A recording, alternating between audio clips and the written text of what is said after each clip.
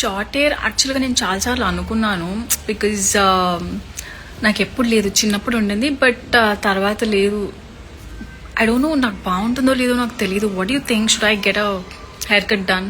ఇంతవరకు చేస్తే ఎలా ఉంటుంది? I really don't know. నేను కంపారిటివ్లీ చాలా చాలా చాలా తక్కువ రీల్స్ చేస్తాను, but thank you anyways.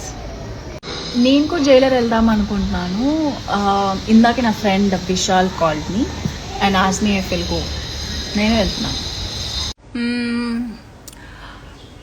You should ask my mom.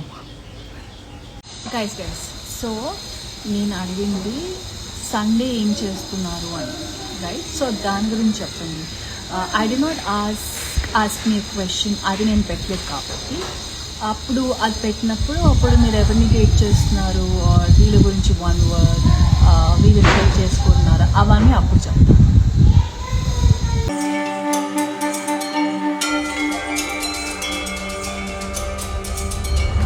Guys so నాకు కామన్గా ఈ దాంట్లో చాలామంది అడుగుతున్నారు ఒకే పాయింట్. నేను బేసిక్గా దీని గురించి నేను రెస్పాండ్ అవుతాను అని అనుకోలేదు, నేను అవ్వలేదు కూడా ఎప్పుడు. బికాజ్ నాకు ఎవరైతే క్రియేట్ చేశారో వాడిని హ్యాపీ చేయాలని లేదు. సో అందుకే నేను ఎప్పుడు రెస్పాండ్ అవ్వలేదు.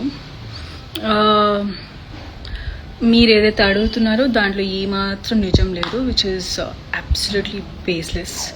సో ఐ నో మీరు ఈ క్వశ్చన్ ఆ పర్సన్ని కూడా అడుగుతున్నారని. సో మీరు అడగకపోతే బాగుంటుంది.